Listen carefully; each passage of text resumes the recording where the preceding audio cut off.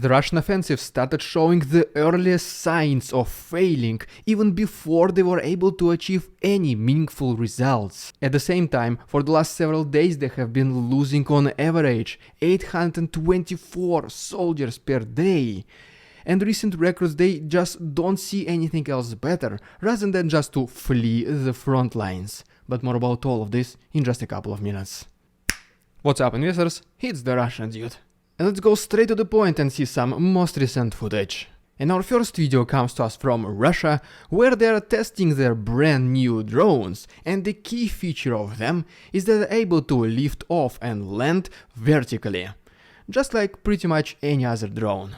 And next, we have a test footage of already a Ukrainian drone, which also shows just its basic capabilities, its launch. Our next video brings us to Germany, to the port Bremerhaven, where we can see American ship bringing American armored personnel carriers Bradleys. This is a significant batch of the military vehicles for Ukrainians, and are expected to arrive in the country already in the near future. Besides that, we have a video from Denmark, which shows that this country was able to pledge all of its self-propelled howitzers called Caesar. And then right here is the picture from Lithuania, where we can see the very first batch of the anti-aircraft guns called Bofors being delivered to Ukraine. At the same time, we have some NATO countries which show their interest to send their fighter jets to Ukraine, and one of the first such countries to initiate these talks was Slovakia, about delivering some of their MiG-29s to Ukraine.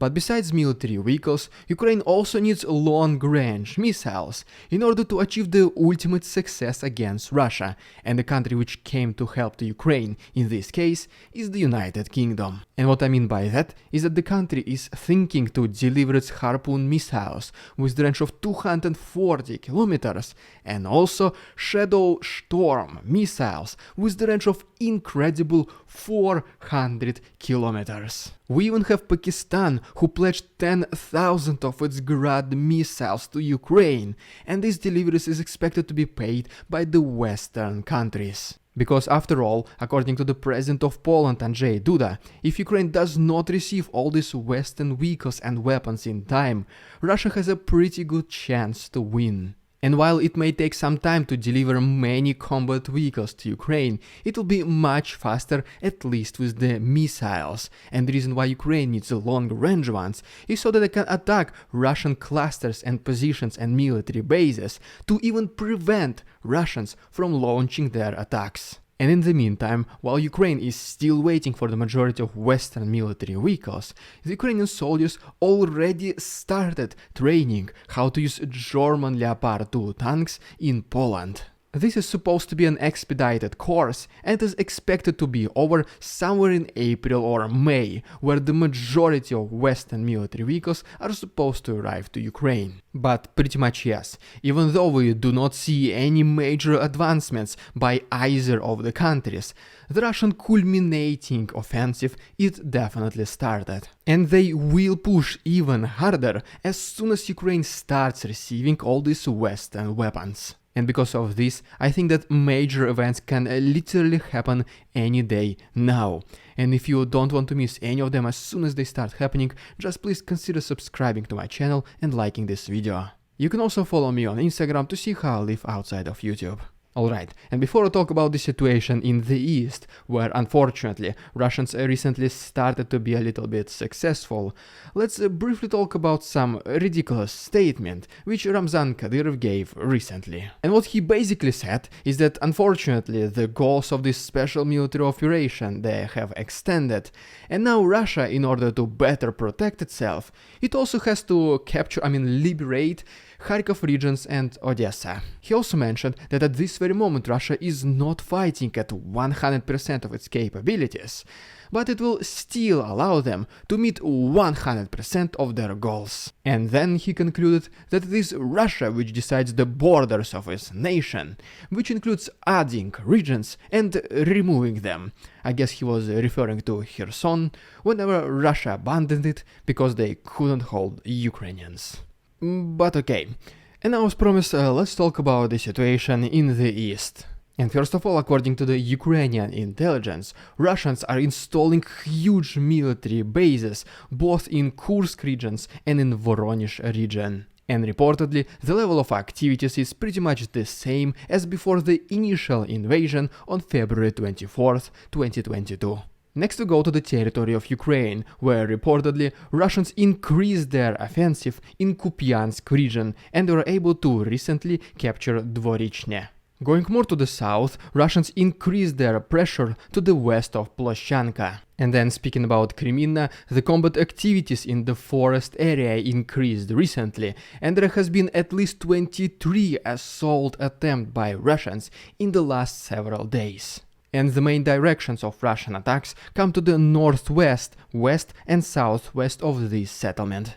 Going more to the south, to Solidar, Ukrainians reportedly were able to destroy a big Russian military base to the east of this settlement. But as we move to Krasnohora, Russians unfortunately were able to capture this city. Next we go to Bakhmut, where Russians were primarily attacking from the eastern and northeastern front line, and at the same time they were trying to advance to the south of this settlement Ivanovsky in order to establish the control over this highway, but Ukrainians reportedly were able to repel the majority of these attacks. As we move down along the eastern front line, even more combat activities have been reported in Marinka and to the south of Vuhledar, where Ukrainians were able to repel these attacks. As you can see from these satellite images of Vuhledar, there is pretty much unfortunately nothing left of this city, because countries they constantly do their artillery drills every single day.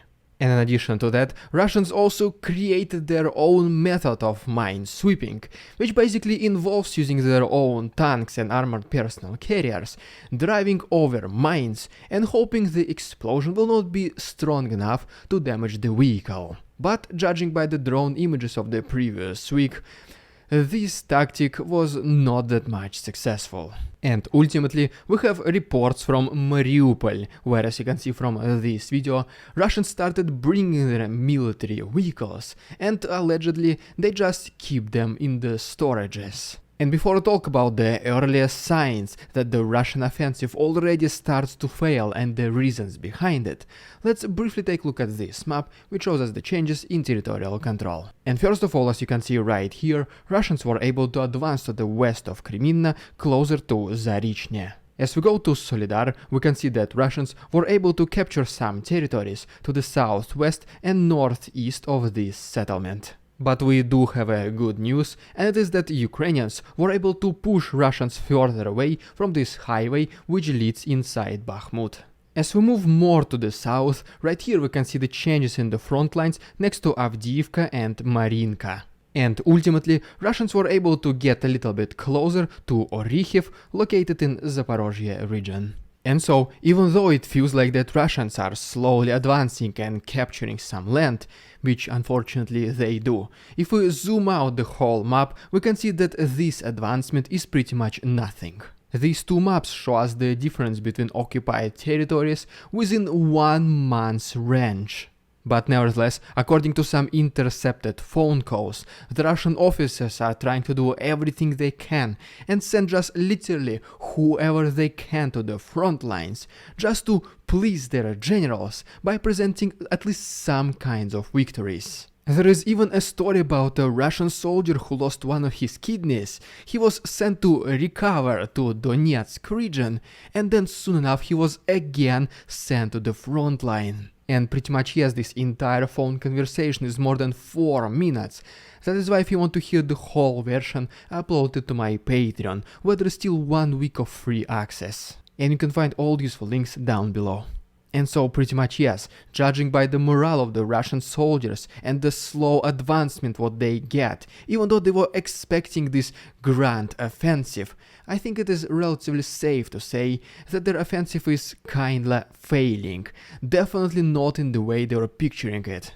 And this my assumption has been exactly confirmed by the Secretary of the National Security and Defense Council, Alexei Danilov, who pretty much said exactly the same. Russians are doing the offensive, but it is far from what they're expecting.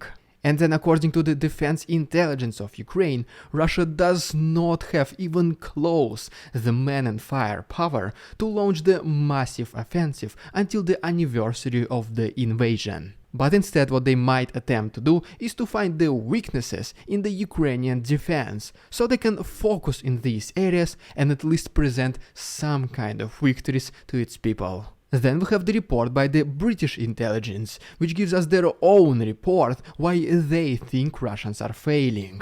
And according to them, Russians are suffering significant losses, mainly because of their offensive in Bakhmut and Vuhledar, where once again they use the same old 100-plus-year-old tactics, which is sending soldiers wave after wave and hoping to win the battle with the numbers of people. And because of this, as you can see from this graph, the number of average daily losses of the Russian army, which equals to 824 soldiers, is the second highest since the entire invasion started. And speaking about the weekly losses, last week Russia lost the record number of its soldiers, 6,180, which is even more than during the first week of the invasion. Another reason for this pretty much failing offensive came to us from the Institute for the Study of War, which said that Russia cannot properly still train its recent conscripts. Russia pretty much had to force this attack because they couldn't wait longer, because Ukraine will start receiving these Western weapons,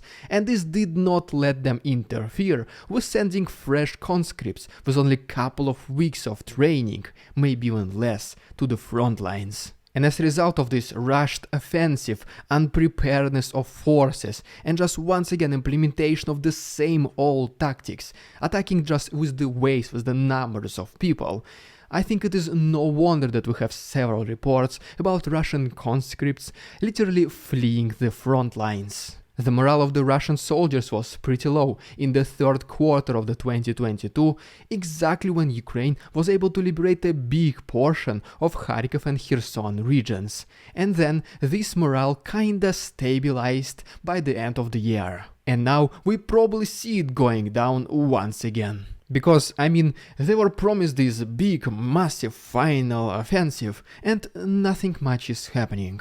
And in addition to that, Ukraine will start receiving the Western weapons and military vehicles in the next couple of months, and with the combination of extremely low morale of the Russian soldiers, this will allow Ukrainians to launch their own ultimate liberation. And if you don't want to miss any of these historic events as soon as they start happening, just please once again consider subscribing to my channel. It only takes one click. And if you want to support my work, please consider becoming my channel member, use a PayPal link, or become my Patreon, where there is still 1 week of free access. You can find all the useful links to the right and down below. Thank you so much for your attention, товарищи, and see you tomorrow.